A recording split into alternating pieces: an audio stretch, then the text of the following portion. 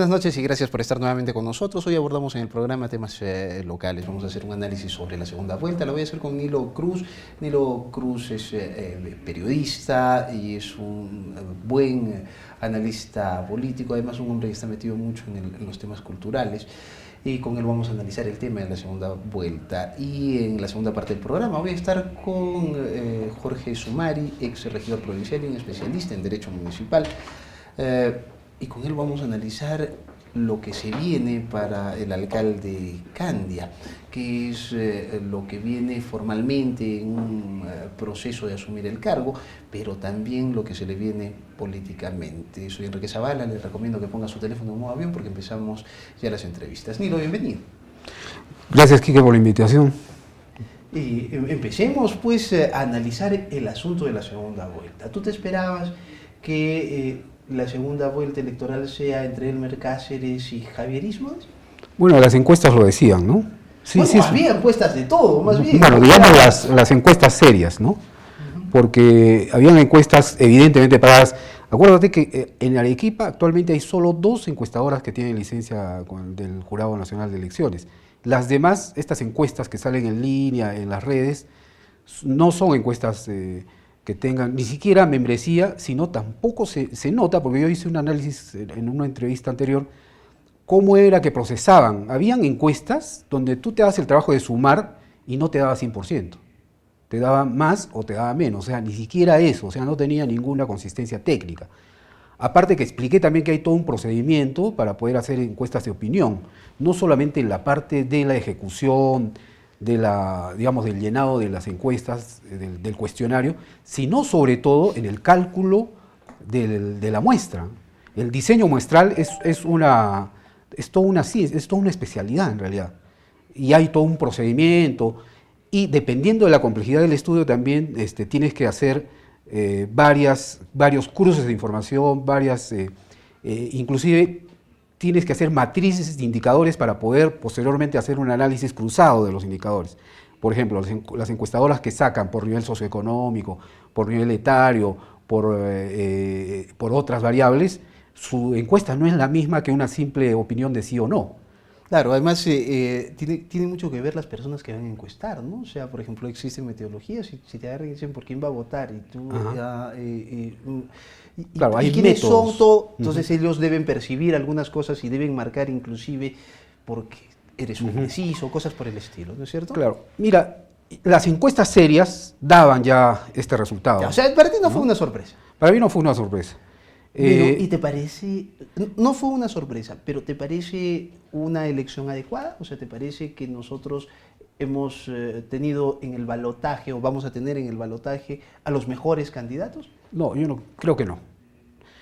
Y ya estamos acostumbrados. O sea, en el Perú hace más de 4 gestiones presidenciales y similares en municipio y gobierno regional, estamos eligiendo no por convicción o no al mejor, sino al menos malo.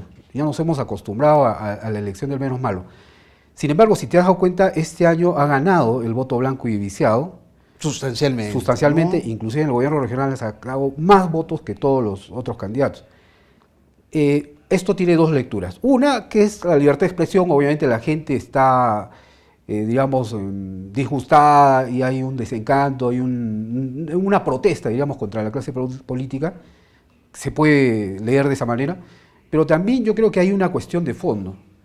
Y cuando me preguntaron a mí si yo iba a votar en blanco o viciado, o por lo menos hay una polémica que han lanzado en redes, y yo iba a defender el tema de por qué no votar por blanco y viciado. Por una razón matemática, que lo ha estudiado John Nash en su teoría de los juegos, lo ha estudiado Pareto con la teoría del beneficio comunitario. O sea, hay varias teorías matemáticas que te dicen que votar en blanco y viciado no es la mejor opción, nunca lo va a hacer. ¿Por qué? Porque trasladas la decisión al grupo que sí vota. Y en el caso del municipio, quien ha ganado pues tiene 12%. O sea, tenemos A, B, C candidatos, los cuales A, B, C están por alguna u otra razón cuestionados. Uno en tal cosa, el otro en tal otra, etc. O sea, no tenemos ningún candidato, te estoy poniendo un caso hipotético, suponiendo que no tenemos ningún candidato que se salve de todas.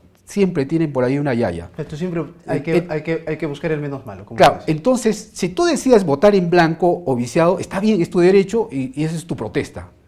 Pero estás dándole la opción a que elijan otros. O sea, tú sales del juego. En teoría del juego es que ya dejas de ser jugador.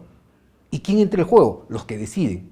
Finalmente, los que deciden no van a decidir solamente por ellos, Claro, van a decidir por ti y por todos los Si demás. trasladáramos esto al Congreso, el votar nulo o en blanco sería el votar en abstención, ni Claro. a favor ni en contra.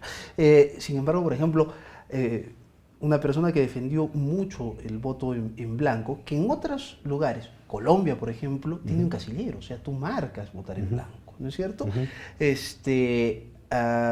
Era el rector de la Universidad de La Salle, Iván Montes, y él decía, ¿por qué vas a votar por el menos ladrón o el menos malo? ¿No?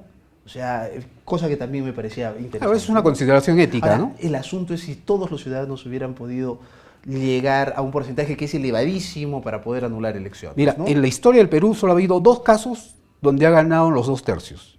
Un caso en el 80, si no me equivoco, en la municipalidad de Huamanga, donde todos los partidos retiraron candidatos por la presión de Sendero Luminoso, que los había amenazado con matar a los candidatos.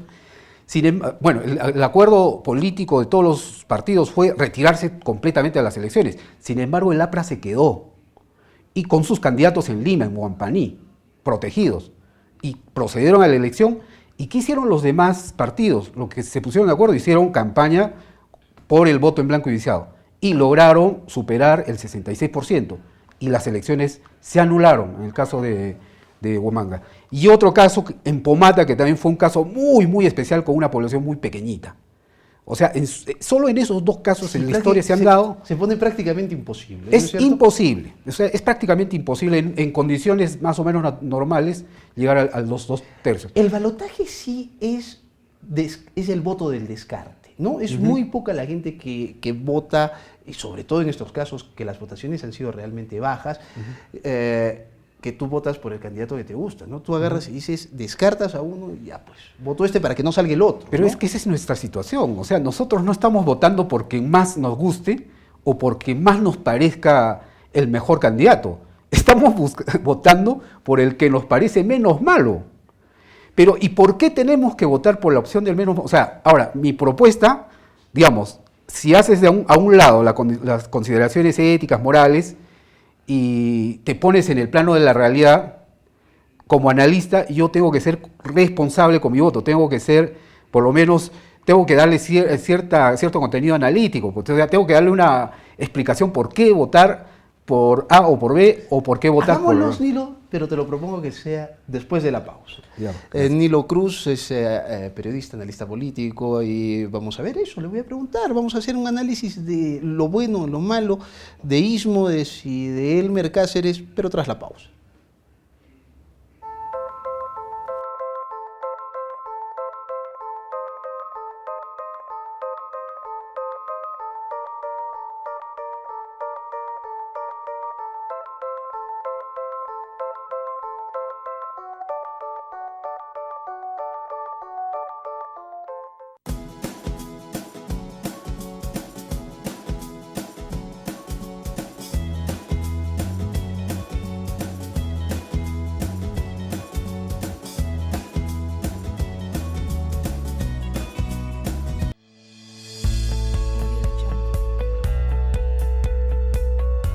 ¿Alguna molestia durante el embarazo?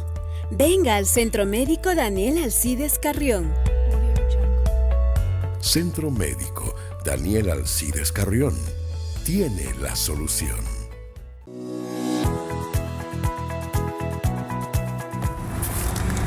Uy, se me venció mi SOAT y no tengo plata para comprarlo. Pero no me preocupo, porque en Multicoop compro mi SOAT y lo pago en cuotas chiquititas. Sabemos que tu seguridad es importante. En Multicoop trabajamos día a día para que todos tengan las mismas oportunidades de crecer.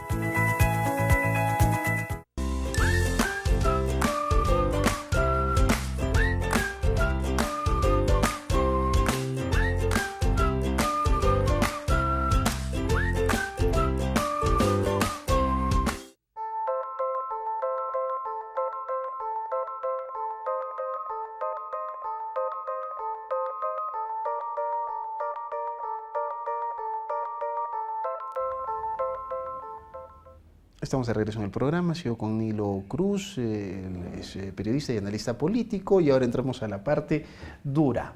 ¿Qué ves tú de positivo en Javier Ísmodes? ¿Qué ves de positivo en Elmer Cáceres? Positivo.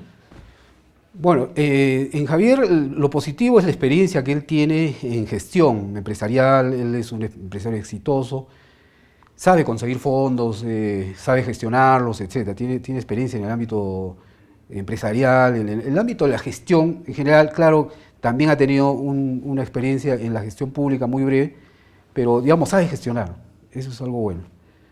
En Elmer Cáceres, aparte de las cosas que se le critican y todo eso, yo veo que la población está reflejando en él la aspiración del provinciano que sale adelante y que resulta exitoso, que esa es una aspiración completamente, diríamos, legítima, ¿no? De todos los provincianos, de todos los migrantes, me incluyo como migrante, pero habría que tener cuidado de que se convierta en una confrontación, porque parece que la campaña de la segunda vuelta va a ir a ese lado, una confrontación entre blancos y cholos, provincianos y capitalinos, ricos y pobres. O sea, me parece que no debe polarizarse por ese lado. Bueno, Elmer Cáceres y las campañas lo están haciendo. Lo está haciendo, ¿no? O sea, esa es la estrategia. Y además con tintes xenófobos, ¿no? Con acusaciones de chileno, etcétera, esas cosas, digamos, ensucian la campaña. La campaña debería ser por propuestas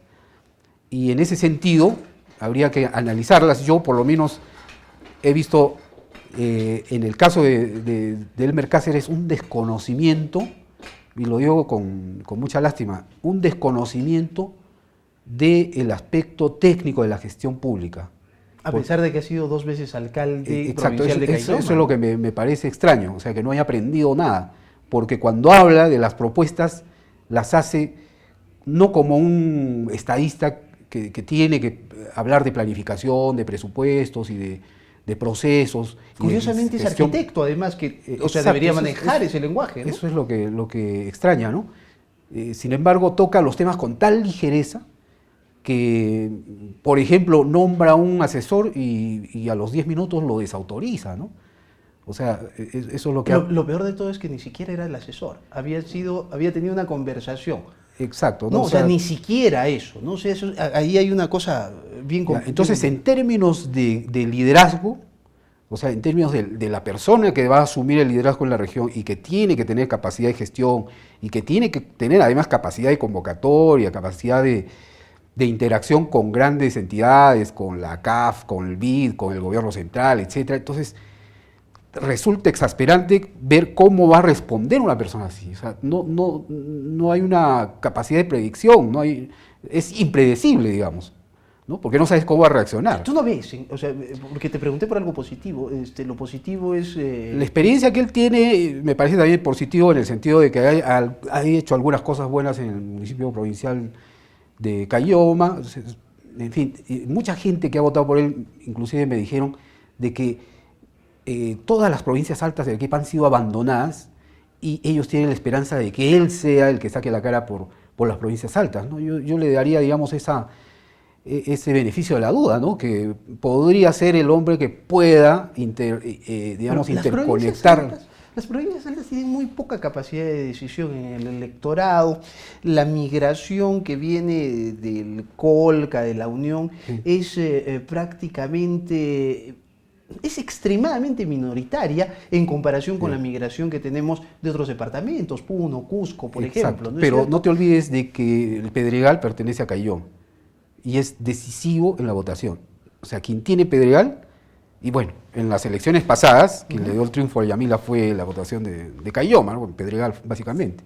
O sea, quien trabaja esa zona, y ahí la tiene trabajada él, tiene un gran peso. ¿Cuáles son los grandes defectos que tú ves en estos candidatos? En el caso de Ísmodes, me parece que el gran defecto es que no ha asumido los errores que cometió en la campaña pasada. Personalidad estás hablando. Claro. O sea, el tema es personalidad, porque si tú dices no asumir errores, ya no es cuestión de partido, ya no es cuestión de programa, cuando digo asumir significa autocrítica y acción, ¿no? O sea, decir, mira, me he equivocado. ¿Tú lo ves como muy personalista y con la posibilidad de convertirse en un autócrata? No, no creo que llegue a ese extremo, ¿no? Sino que tiene problemas para poder convocar una alianza de Frente Amplio. Por ejemplo, en este caso, en la segunda vuelta, ambos candidatos tienen que negociar alianzas con otros partidos que han quedado en el camino. Y ese es uno de los efectos que tiene Istmo. En las elecciones pasadas cometió el error de no sustentarse en la cantidad de candidatos que tenía, inclusive de alcaldes que habían ganado con Arequipa Renace, y prácticamente él bailó solo hasta el último de la campaña, ¿no? Cualquiera hubiera podido presentar eso como un equipo, qué sé yo. Inclusive yo tengo conocimiento directo de personas que se vieron, digamos, hechas a un lado durante la campaña. Un poco de soberbia, digamos, ¿no? Eso le dificulta, pues, tener esta capacidad de convocatoria para poder tejer alianzas. Quien teja las mejores alianzas, obviamente va a tener mejores posibilidades para ganar en la segunda vuelta. Entonces, ese es el primer problema que le veo. El segundo problema es que él se ha comprado el lío antiminero por las declaraciones que alguna vez dio, y no ha tenido la capacidad para poder elaborar un discurso que pueda, digamos, contrarrestar esa máscara de antiminero que le han puesto. De ¿no? pro-minero. Sí, no, de pro-minero, por De supuesto. O sea, me refiero a la gente antiminera o la gente que le acusa a él de pro-minero por las declaraciones de Tía María. A pesar de que ahora las declaraciones son de que él no sacaría adelante Tía María, Exacto. Entonces, no logra convencer. No ha logrado remediar ese daño, ¿no? No ha logrado hacer el control de daños. Y eso pesa en Arequipa. O sea, eso tiene un peso fuerte, sobre todo en el Valle, etc. Estamos hablando de la elección regional. ¿Y en el caso de Cáceres? En el caso de Cáceres, el comportamiento licencioso que tiene, que es, digamos... ¿Te refieres a sus borracheras y a sus acusaciones? A las acusaciones de violación y todo eso que no están todavía aclaradas debidamente. Entonces, hay un peso moral que la gente también de Arequipa, que es bastante conservadora, va a sopesar a la hora de votar, ¿no? Porque somos una ciudad conservadora. Bueno, pero más allá de ser conservadora o no, no estamos hablando, pues, de un comportamiento licencioso. O sea, por ejemplo, podría haber eso cuando es una persona que, yo no sé, casada 3 veces, o no sé, tiene muchos hijos, no sé, cosas de ese tipo. Pero cuando estamos hablando de violación, estamos hablando de posibilidades de delito, y de uno de los delitos más atroces, ¿no?